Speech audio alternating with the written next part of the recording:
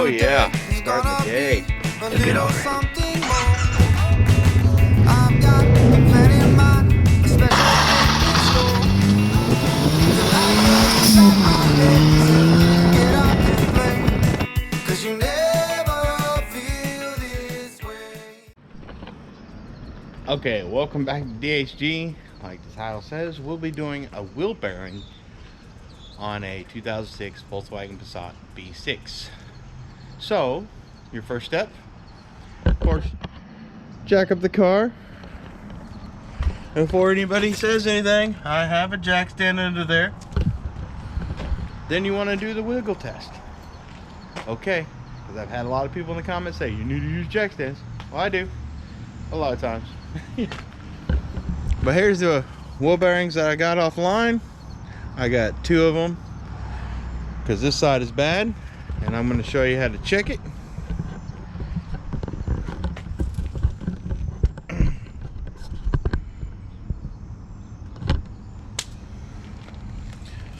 So once the tire is jacked up off the ground and the wheel can spin, of course it's in gear so it won't move far, you do a wiggle test and it wiggles.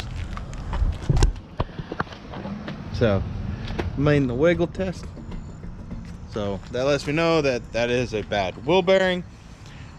So since we have it jacked up and know it's a bad wheel bearing, it's time to get the tire off. So hopefully you know how to get a tire off, because our next step will be to pull the brakes.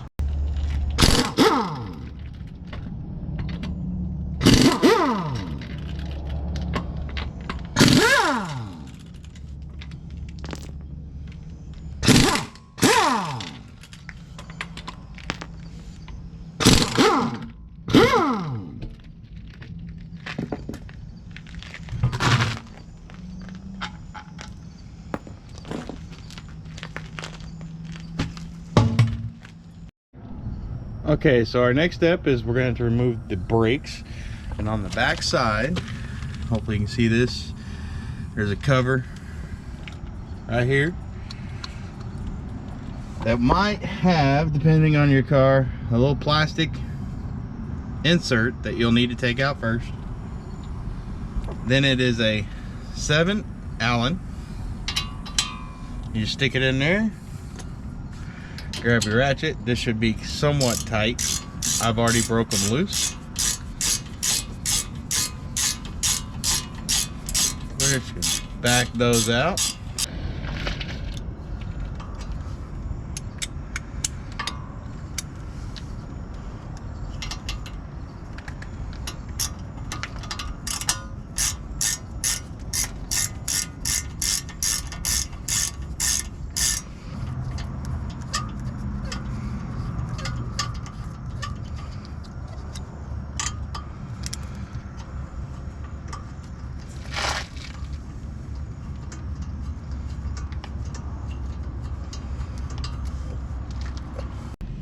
Now once you get the bolts backed out enough, you should be able to just work this caliper off. Oh, forgot. We got to pull this clip right here off.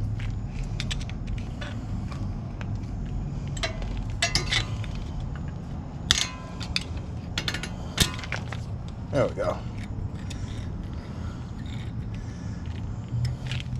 right, pull that clip, and your caliper should come out, and your pads. It's the perfect time to check your pads, see how good they are, see if you're going to need new ones. I am going to try to get this caliper out the way and get it hung up a little bit on the strut, because we're going to have to pull the rotor. So I'm using a zip tie. Hopefully you can see this, because zip ties are cheap. I have a lot of them. Just hang it out the way, we'll be good to go. Our next step is on the back of the caliper housing. We have a bolt here and a bolt down here. We need to remove them to get the caliper bracket off. You could probably do it to just remove the bolts and slide it off, but I found out this is the best time to check. Make sure you don't need pads or rotors.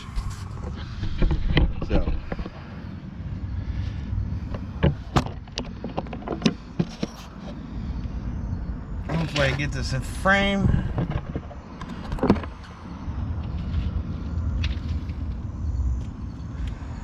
Because we're going to need a 13/16 for right here.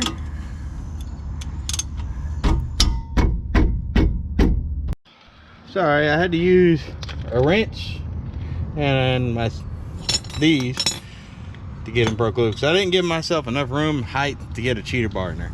But once you get these 13/16 bolts out, this bracket will come off. Remember how it came off? Because you got to put it right back on.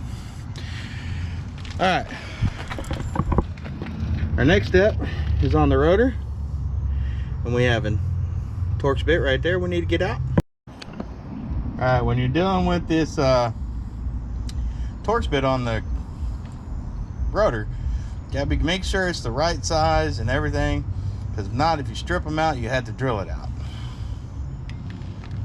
A lot of these times these don't like to come out, but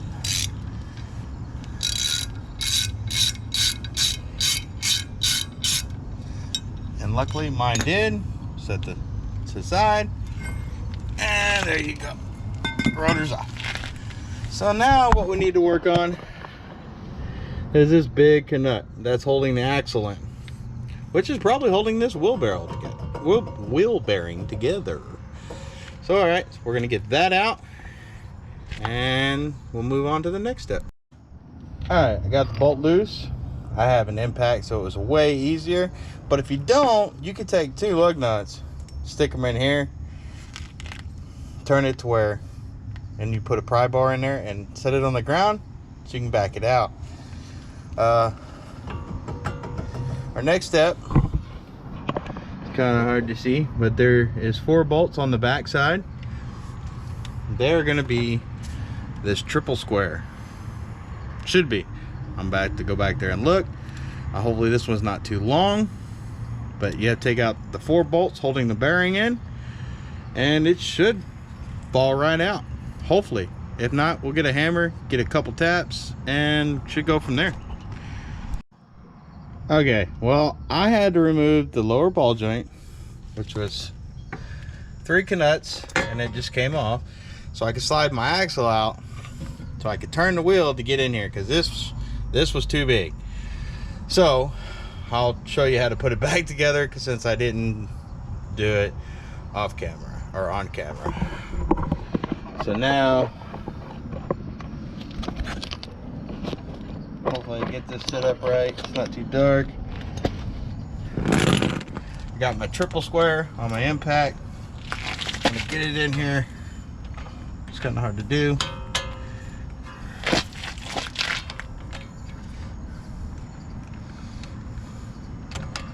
Got it in the hole. Ah! There's one. I'm hitting the camera. Good. Alright. Once you get your 4 bolts out from the back side, this should just slide right off, depending on what state you live in, how much rust is on it. If you have to, tap it with a hammer. It's already bad. We're replacing it, so. And I'm thinking that's probably part of my speed sensor.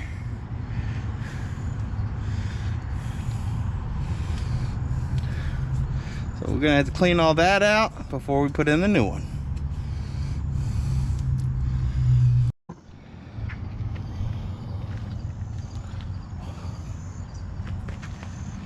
Alright, we got a mess going on here, but we're working in the driveway.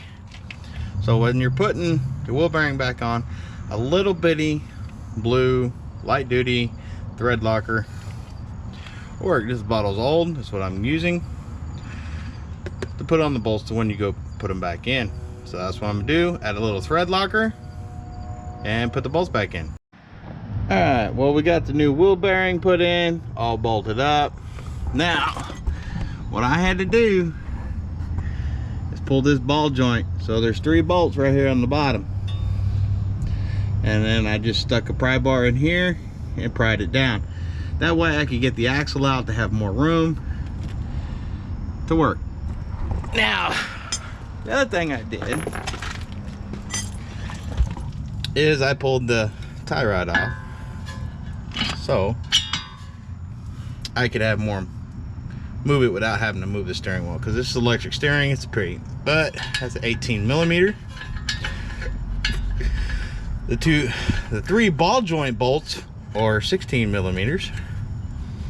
So now that we got that back together, once we tighten up the tie rod, we can start putting the rotor back on. So let me get the tie rod hooked back up and we'll start with the rotor. Okay, so I missed a step after getting the tie rod done. You got to put your big bolt back in. Torque it down to your torque specs in your book. I don't have them. I just did like 2 ugga-duggas. It was good to go. I've replaced these axles quite a bit. So this is my second set of axles in this car since I've had it. Now we're going to work on the rotor.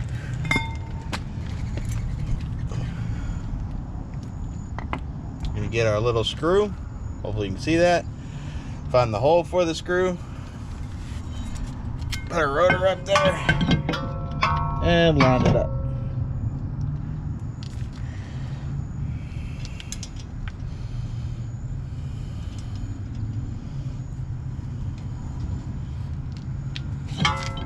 Oh, drop a thing, trying to pick up other tools.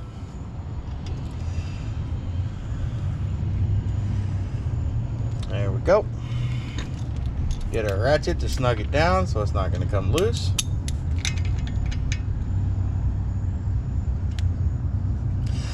Don't He-Man that thing and break it off.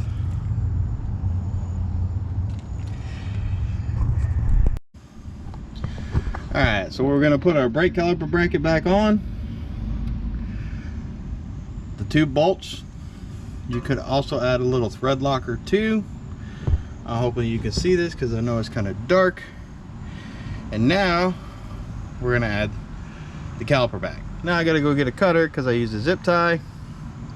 We're going to add the caliper back, and then we'll put the wheel back on and get it on the ground and go for a test spin. I know I'm going to have a traction control light on because I need to order an ABS, or the ABS sensor that got trash when the wheel bearing went out. So yeah.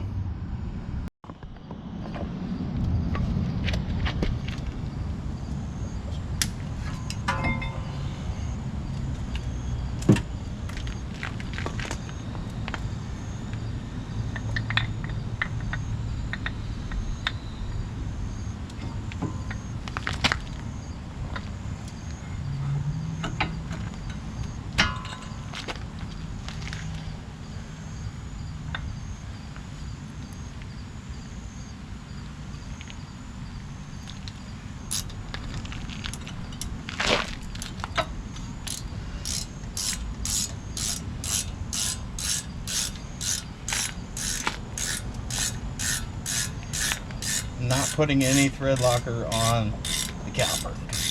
That's the part that normally comes off quite a bit. Snug it down.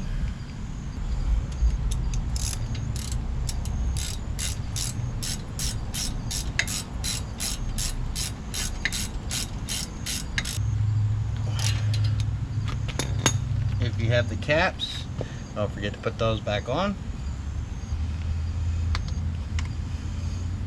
Keeps dust and debris out of there. That helps out.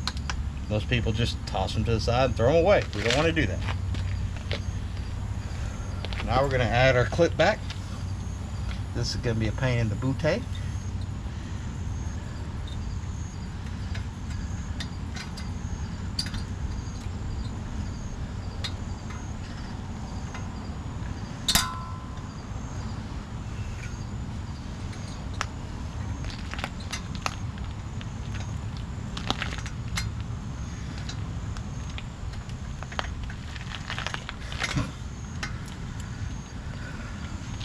There we go.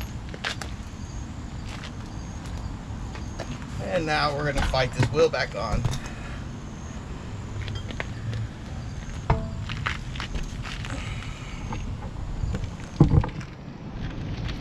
Best thing I learned with the Volkswagens, find your holes, line them up.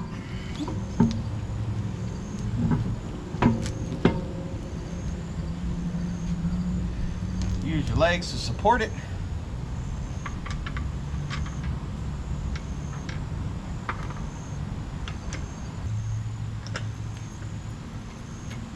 Make sure you get them all started before you try to tighten them down.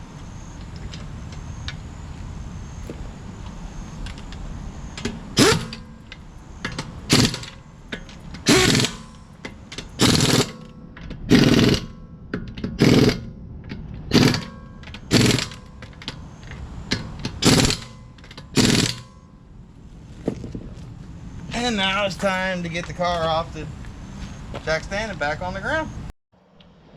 Okay, so hopefully this video helped you changing out a wheel bearing. I know I messed some things up. Hopefully it does help. Remember, comment, like, subscribe, share. Thank you for hanging out with me at Dan's Hangout Garage, and I'll catch you next time. Bye.